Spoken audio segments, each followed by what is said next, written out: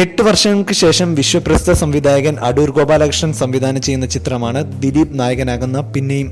ദിലീപ് കാവ്യ ജോഡികൾ 5 വർഷങ്ങൾക്ക് ശേഷം വീണ്ടും ഒന്നിക്കുന്നു എന്നുള്ളതും ചിത്രത്തിന് ലഭിച്ച മികച്ച പ്രമോഷനും പതിവ് അടൂർ ഗോപാലകൃഷ്ണൻ ചിത്രങ്ങളിൽ നിന്നും വിപരീതമായി ചിത്രത്തിന് തിയേറ്ററിൽ പ്രേക്ഷകരെ എത്തിക്കുന്നതിന് കാരണമായി. അടൂരിന്റെ ഏറ്റവും മികച്ച ചിത്രങ്ങളിൽ ഒന്നെന്ന് വിശേഷിപ്പിക്കാൻ ആകില്ലെങ്കിലും ഒരു മാസ്റ്റർ ക്രാഫ്റ്റ്സ്മാന്റെ കയ്യൊപ്പ് രേഖപ്പെടുത്തിയ ചിത്രം തന്നെയാണ് പിന്നെയും. പുരുഷോത്തമൻ നായർ എന്ന തൊഴിൽ രഹിതനായ യുവാവിന്റെയും അയാളുടെ ഭാര്യ ദേവിയുടെയും അവർക്ക് ചുറ്റുമുള്ള ചിലരുടെയും കഥ പറയുന്നു ചിത്രം. സ്കൂൾ അധ്യാപികയാണ് ദേവി. ഒരു മകളുമുണ്ട്. ചെറിയ വരുമാനം കൊണ്ട് ജീവിതം തള്ളി നീക്കുന്ന ഒരു മിഡിൽ ക്ലാസ് മലയാളി കുടുംബം നേരിടേണ്ടി വരുന്ന പ്രതിസന്ധികളിലൂടെ കഥ പുരോഗമിക്കുന്നു. പുരുഷോത്തമൻ നായർക്ക് ഒടുവിൽ ജോലി കിട്ടുന്നു. കുടുംബത്തിലെ വരുമാനം വർദ്ധിക്കുമ്പോൾ ആഗ്രഹങ്ങളും ആർത്തിയും ഇവരുടെ ജീവിതത്തിൽ കുഴപ്പങ്ങൾ ഉണ്ടാക്കുന്നു. പുരുഷോത്തമൻ നായരായി ദിലീപും ഭാര്യ ദേവിയായി കാവ്യയും ഭേദപ്പെട്ട പ്രകടനം കാഴ്ചവെച്ചിരിക്കുന്നു. മലയാളത്തിലെ മുൻനിര നടന്മാരുടെ പട്ടികയിൽ തന്നെയാണ് താനുമെന്ന് അടിവരയിട്ട് പറയുന്ന പ്രകടനമാണ് ചിത്രത്തിലെ ഇന്ദ്രൻസിന്റേത്. നെടുമുടി വേണുവും KPS ലളിതയും വിജയരാഘവനും ദിലീപും സൃന്ദയും ഒക്കെ അവരവരുടെ റോളുകൾ മികച്ചതാക്കി.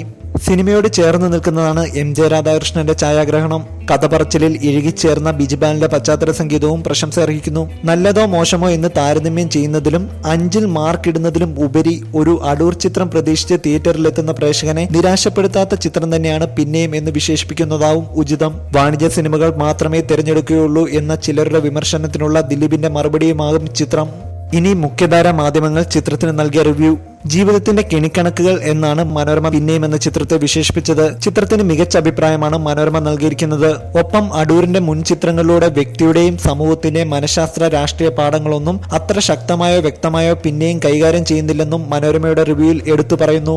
പ്രണയം തിരസ്കാരം അടൂർ പിന്നെയും എന്നാണ് മാതൃഭൂമി ചിത്രത്തെ വിശേഷിപ്പിച്ചത്. അടൂർ എന്ന പ്രതിഭയെ നമിക്കാതെ പിന്നെയും കണ്ടിറങ്ങാൻ സാധിക്കില്ലെന്നും മാതൃഭൂമി പറയുന്നു. ചിത്രത്തിന് മികച്ച റിവ്യൂ ആണ് മാതൃഭൂമിയും നൽകിയിരിക്കുന്നത്.